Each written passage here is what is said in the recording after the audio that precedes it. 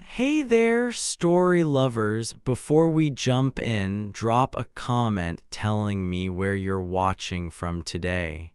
And if you love juicy tailies like this, hit that subscribe button so you don't miss out. Now, let's get started.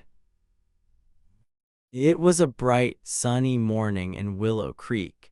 This was a cozy little neighborhood where everyone knew each other. Right in the middle of it was a shiny lake that sparkled like a big blue jewel.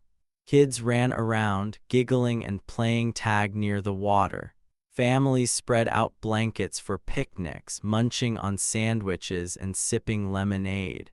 Fishermen stood quietly by the edge, tossing their lines into the lake, hopping to catch a big fish to show off.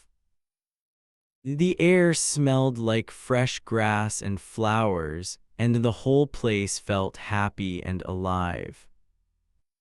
But not everyone was happy. One person stood out like a dark cloud on this sunny day. Her name was Karen Wilson, and she was the president of the HOA. That's the group that makes rules for the neighborhood, like telling people how tall their grass can grow or what color their mailbox should be. Karen didn't walk, she strutted. She held her head high, her nose in the air, like she was the queen of Willow Creek.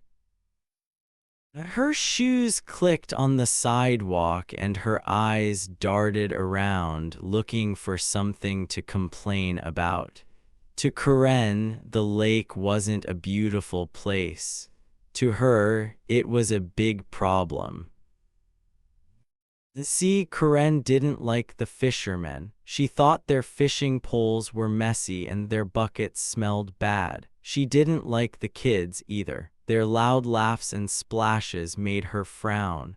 Too noisy, she'd mutter under her breath. Too messy. Every time she saw someone having fun by the lake, her face got all scrunched up like she'd just bitten into a sour lemon. Karen wanted the lake to be quiet and empty. No kids, no fishermen, no picnics. Just a still, boring stretch of water she could brag about to her friends. Now most people in Willow Creek just ignored Karen. They'd roll their eyes when she started complaining and go back to their fun. But Karen wasn't the kind of person who gave up. She had a plan, a mean one. She wanted to stop everyone from enjoying the lake, no matter what it took. She thought she was so smart, so powerful, that no one could stand in her way. But here's the thing, Karen didn't know everything.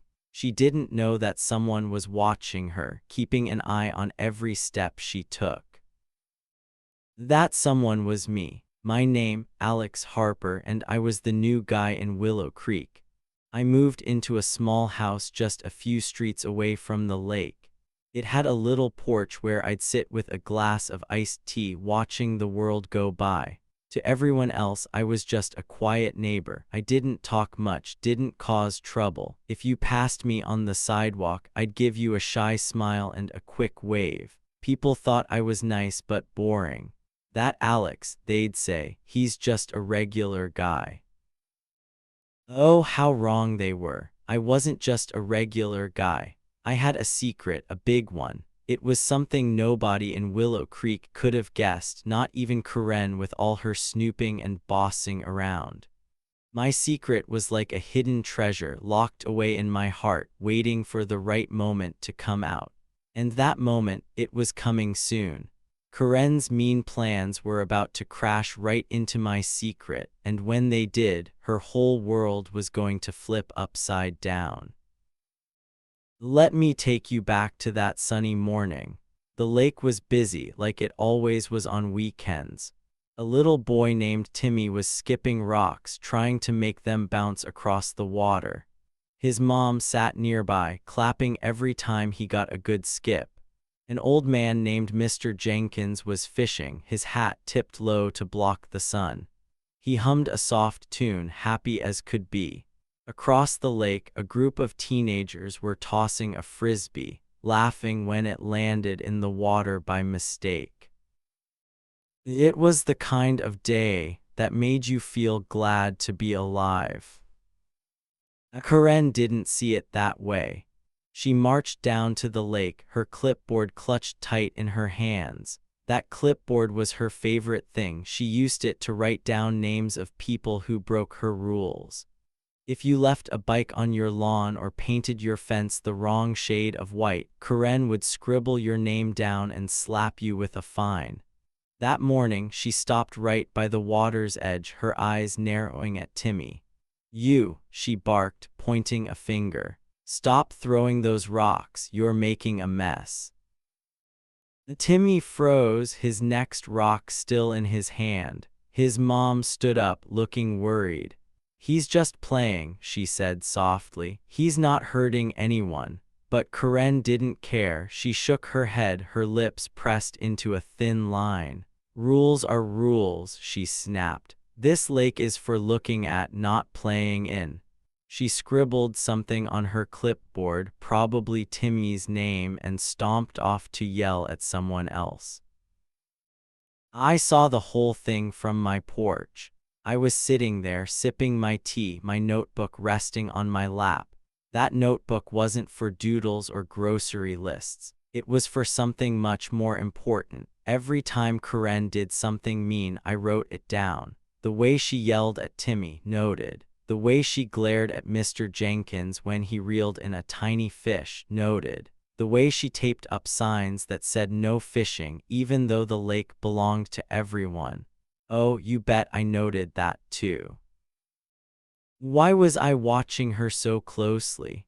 Well, that's where my secret comes in.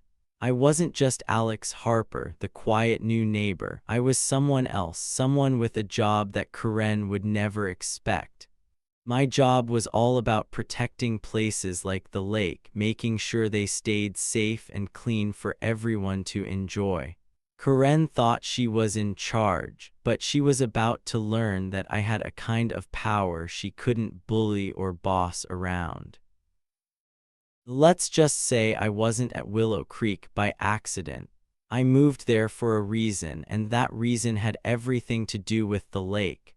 I'd heard whispers about trouble in the neighborhood, about someone trying to control things that didn't belong to them.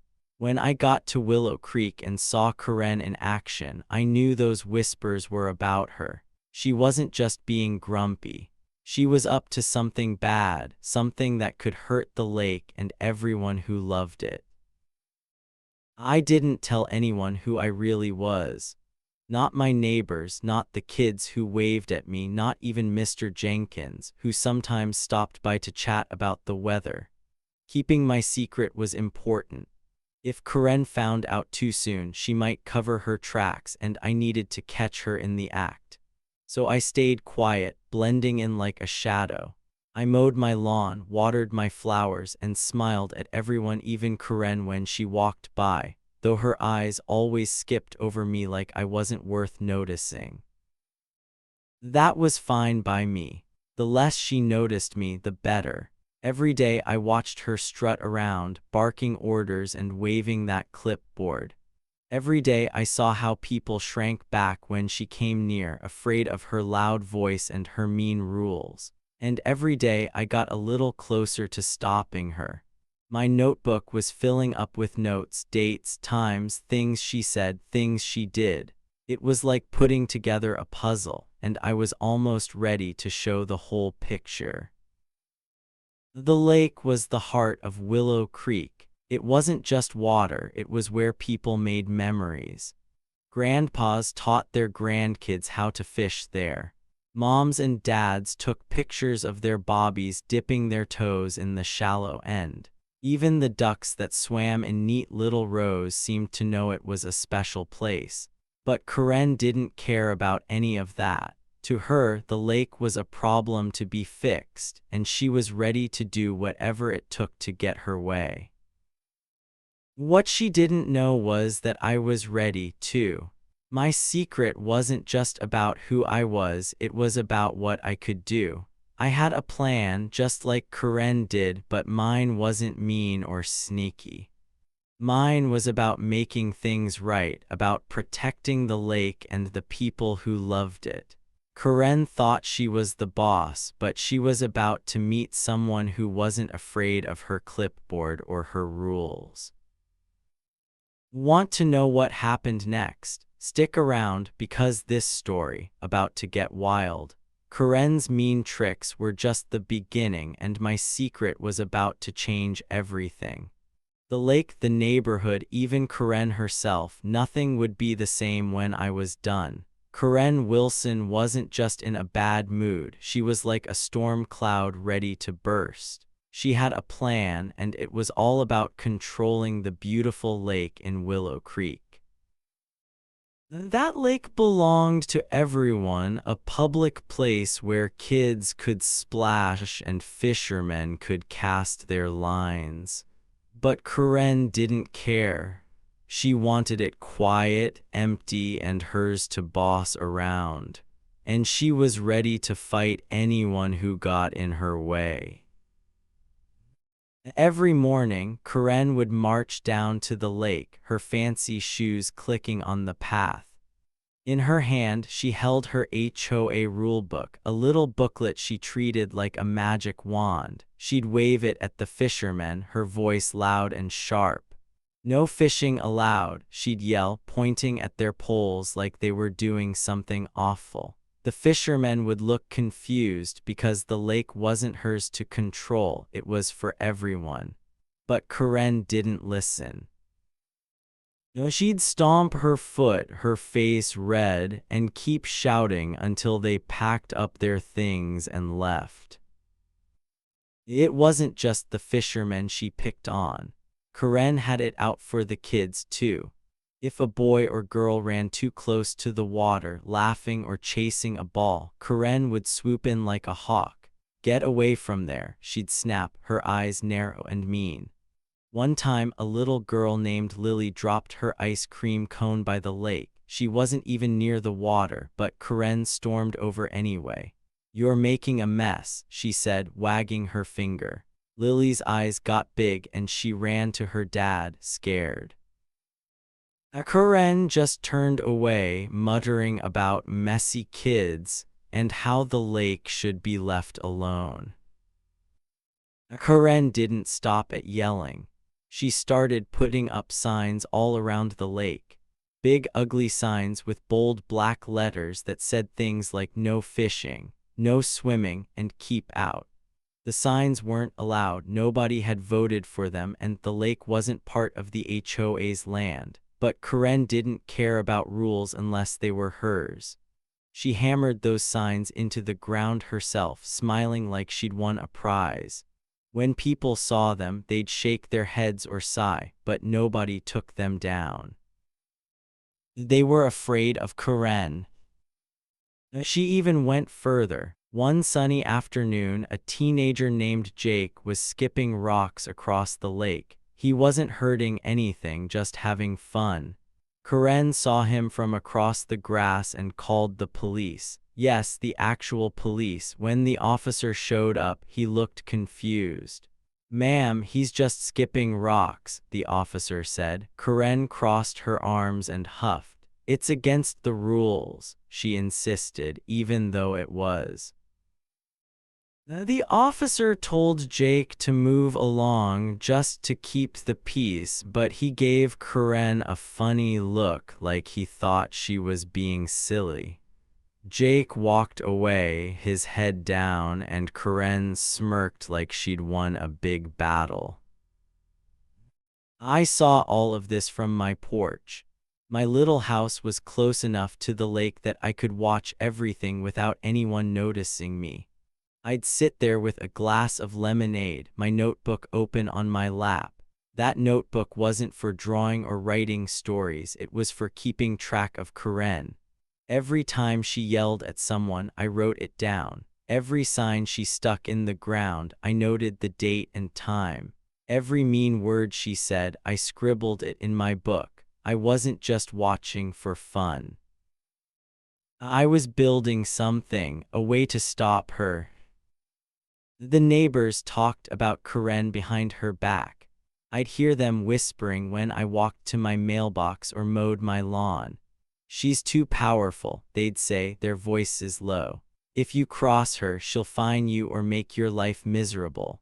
The HOA could charge money for breaking rules, like if your grass was too long or your fence was the wrong color. People were scared Karen would use that power to punish them. One man, Mr. Carter, told his wife, "She's got the whole neighborhood under her thumb."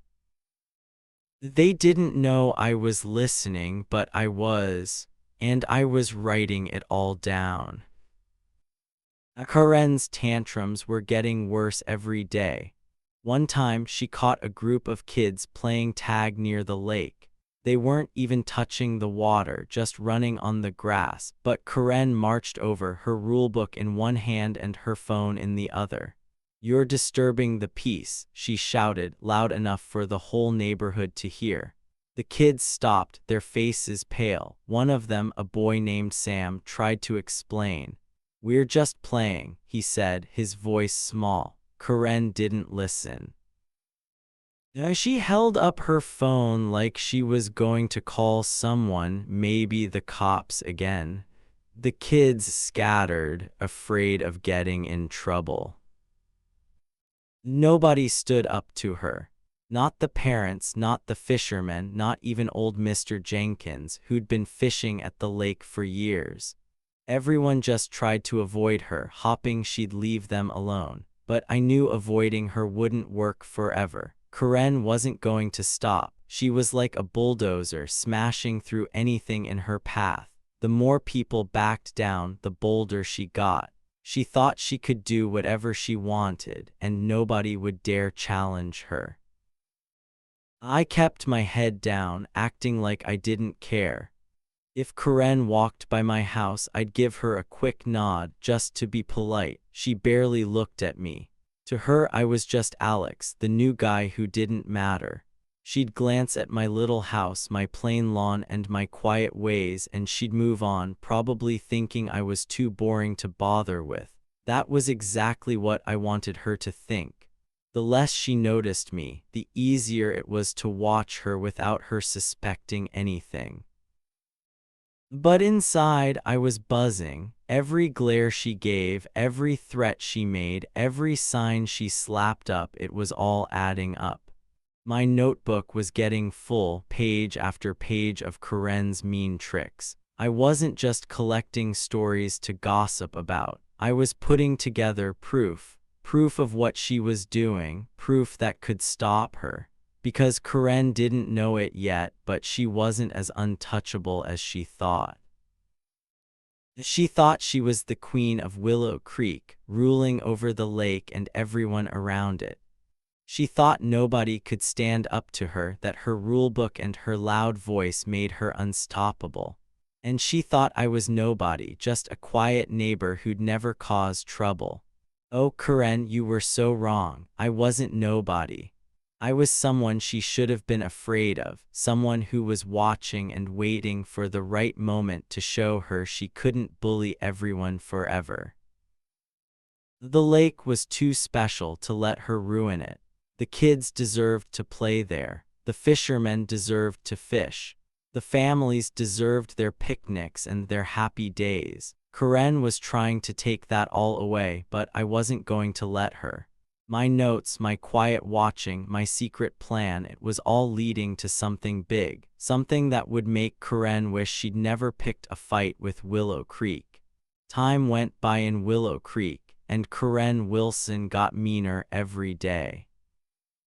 Weeks turned into months, and instead of calming down, she acted like she owned the whole neighborhood.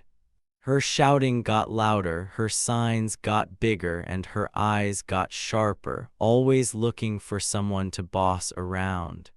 The lake, our beautiful, sparkly lake, was her biggest target. She didn't want anyone near it, and she was ready to do anything to make that happen. One night, something strange happened. It was dark outside, with only the moon lighting up the path to the lake. I couldn't sleep, so I was sitting on my porch, sipping water and staring out at the quiet streets. That's when I saw her, Karen. She was creeping toward the lake, moving like she didn't want anyone to notice. In her hands was a bucket, a weird one with a tight lid. She kept looking over her shoulder, checking to make sure nobody was around. My stomach felt funny, like it was telling me something was very wrong. What was she doing out there so late? What was in that bucket? I wanted to follow her, but I stayed still, watching from the shadows. She got close to the water, looked around one more time, and then disappeared into the darkness by the lake's edge. The next morning, everything changed. I walked down to the lake like I did most days, just to check on things, but when I got there, my heart sank. Fish were floating on the water, their shiny bodies still and lifeless. They weren't swimming, they were dead, all of them. The water didn't look right either. It wasn't clear and blue like usual. It looked cloudy, almost dirty. A weird smell hung in the air, like old chemicals or something sour. Kids who came to play by the lake started coughing, holding their noses.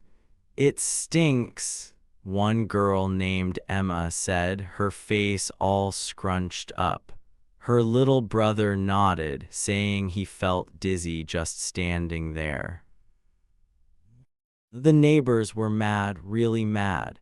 Mr. Jenkins, the old fisherman, stood by the water, shaking his head. "This lake been fine for years," he said. "What happened?" Parents whispered to each other, worried about their kids getting sick. Some people pointed at the dead fish and asked, "Who did this?" But nobody had answered. Well, nobody except me. I didn't say anything out loud, but deep down I knew. That bucket Karen was carrying, it had something to do with this. I just didn't have proof yet. People started talking about Karen, but they were too scared to blame her for real. "She's been trying to shut down the lake forever," one mom said quietly. "But she wouldn't, would she?" Nobody wanted to say it out loud. Karen was too powerful, too scary. If they accused her without proof, she might find them or make their lives miserable. So they just grumbled and went home, leaving the lake sad and empty. I wasn't going to let this go. That lake was special, and those fish didn't deserve to die. The kids shouldn't have to cough and run away from a place they loved. I decided it was time to do more than just watch from my porch. I started asking questions, poking around like a detective in a mystery book. I walked by the lake every day looking for clues. I talked to neighbors, but I was careful. I didn't want Karen to know I was onto her. "Hey, did you see anything weird last night?" I'd ask Mr. Jenkins. He'd shake his head, but he'd tell me about other times Karen acted strange, like how she'd been seen near the lake at odd hours before. One day I found something. Near the spot where Karen had stood with her bucket, there was a tiny patch of grass that looked funny. It wasn't green like the rest, it was brown and crispy, like something had burned it. I crouched down and sniffed. That same sour smell from the lake was there, faint but real. I didn't touch it, but I wrote it down in my notebook. "Dead grass by lake smells bad," I scribbled. It wasn't much, but it was a start. Karen wasn't dumb, though. She caught me snooping one afternoon. I was by the lake, looking at one of her no swimming signs, when she came marching over. Her face was red and her eyes were like lasers. "What are you doing, Alex?" she hissed, her voice low and mean. "Mind your own business." I stood up slow, giving her a calm smile, like I wasn't bothered at all. "Just taking a walk," I said, keeping my voice nice and even. Inside, my heart was pounding, but I didn't show it. She stared at me for a long time, like she was trying to figure me out. Then she turned and stomped away, muttering something under her breath. I wasn't scared of her. Karen thought she could boss me around like she did everyone else, but she was wrong. I was starting to see the truth piece by piece. That bucket, it probably had something bad in it, like a chemical that killed the fish and made the water smell. Those late-night trips to the lake, she wasn't just taking walks, she was up to no good. And that smug grin she got whenever someone complained about the lake, it was like she was happy things were going wrong. She thought nobody would catch her, but I was watching. I was always watching. Every day, I added more to my notebook. I wrote down the dates she put up new signs. I noted the times she yelled at kids or fishermen. I even drew a little map of the lake, marking where I saw her with that bucket and where the grass was dead. It was like a puzzle, and I was fitting the pieces together. Karen didn't know it, but every mean thing she did was making my puzzle clearer. She was walking right into a trap, one I was building with every clue I found. The neighbors were starting to notice the lake getting worse. More fish died and the water turned a sickly green. Kids stopped playing there because their parents said it wasn't safe. Even the ducks that used to swim in neat rows were gone, like they knew something was wrong. People were sad and angry, but they still wouldn't stand up to Karen. "She's too strong," they'd whisper. "She'll ruin us if we try." I heard them, but I didn't agree. Karen wasn't as strong as she thought. She was making mistakes, and I was catching them. I started being extra careful. If Karen saw me by the lake too much, she might get suspicious, so I changed my habits. I'd walk by at different times, sometimes early in the morning, sometimes at dusk. I'd carry a book or a water bottle, pretending I was just out for a stroll. But my eyes were always working, looking for anything that could help me stop her. One evening I saw something else. A shiny spot on the ground near the lake, like a drop of something oily. It smelled like that sour chemical again. I didn't pick it up, but I marked it on my map and wrote it down. Another piece for my puzzle. Karen thought she was winning. She'd walk by the lake, seeing it empty and quiet, and she'd smile like she'd gotten everything she wanted. But she didn't see me. She didn't know I was building a case, collecting proof that would make her sorry. Every step she took, every sneaky trip, every mean word, it was all leading her closer to trouble. She thought I was just curious, just a nosy neighbor, but I was more than that. I was someone who wasn't going to let her hurt our lake anymore. The whole neighborhood of Willow Creek was talking. Something big was happening, and everyone could feel it. The lake, our sparkly, happy lake, was in trouble, and nobody knew what to do. People whispered to each other, worried and upset. Then one day a letter came from the HOA. It said there was an emergency meeting at the community center. Everyone had to come. The letter didn't say why, but we all knew it was about the lake. Karen Wilson, the HOA president, was up to something, and this meeting was her chance to make it happen. The community center was packed that evening. Every chair was taken, and people stood in the back, squeezing in to hear what was going on. Kids sat on the floor, their parents shushing them to be quiet. The air felt heavy, like a storm was coming. At the front of the room stood Karen. She looked like she owned the place, her chin high and her eyes sharp. She wore a fancy jacket and held her clipboard tight, like it was her shield. To her, this meeting was her big moment. She was ready to tell everyone what she wanted, and she thought nobody could stop her. Karen stepped up to a microphone and tapped it. The sound echoed, making everyone go quiet. "Listen up," she said, her voice loud and bossy. The lake is a problem. It's dirty, it's dangerous, and it's making our neighborhood look bad. She paused, looking around like she expected everyone to nod. So I've decided we're closing it for good. No more fishing, no more playing, no more anything. The lake is done. The room exploded with gasps. People's eyes got wide and mouths dropped open. Close the lake forever. That was crazy. The lake was where kids splashed and laughed. It was where fishermen like Mr. Jenkins caught fish to show their grandkids. It was where families had picnics and made memories. Closing it was like taking away the heart of Willow Creek. A few people whispered to each other, their voices shaky. "Can she do that?" one mom asked. "She can't, right?" said another. But nobody said anything out loud. Corinne's stare was too scary and her clipboard made everyone nervous. They were afraid she'd fine them or worse if they argued. Corinne smiled, a smug little grin like she'd already won. She thought she had everyone right where she wanted them, quiet and scared. She thought this was the end of the lake and nobody could change her mind. She was wrong. She didn't know it yet, but her big moment was about to fall apart. That's when I stood up, me, Alex Harper, the quiet guy who lived in the little house near the lake.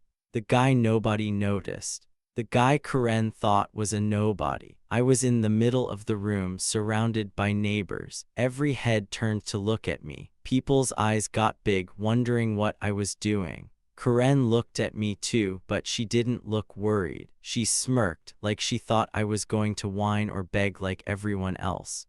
"Oh, Corinne, you had no idea what was coming." I took a deep breath and stepped forward. My heart was beating fast, but my voice was calm.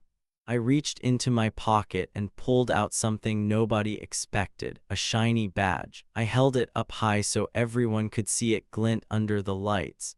The room got so quiet you could hear a pin drop.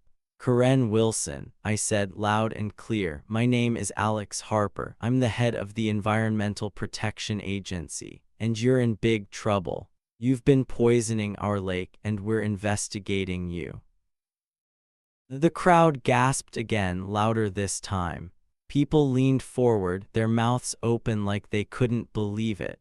Corinne's face changed in a flash. Her smug grin disappeared and her cheeks turned white like she'd seen a ghost. Her eyes darted around, looking for a way out, but there was none. She gripped her clipboard so tight her knuckles went pale. "Why, you're lying," she stammered, her voice shaking. "You're just a nobody. You can't do this." But I wasn't lying, and I wasn't done. I held up a folder I'd brought with me. Inside was all the proof I'd been collecting for weeks. "I'm not a nobody," I said, my voice steady. "And I've been watching you." I opened the folder and pulled out pictures, photos I'd taken of Corinne sneaking to the lake at night with that strange bucket. The crowd gasped again, louder now, as I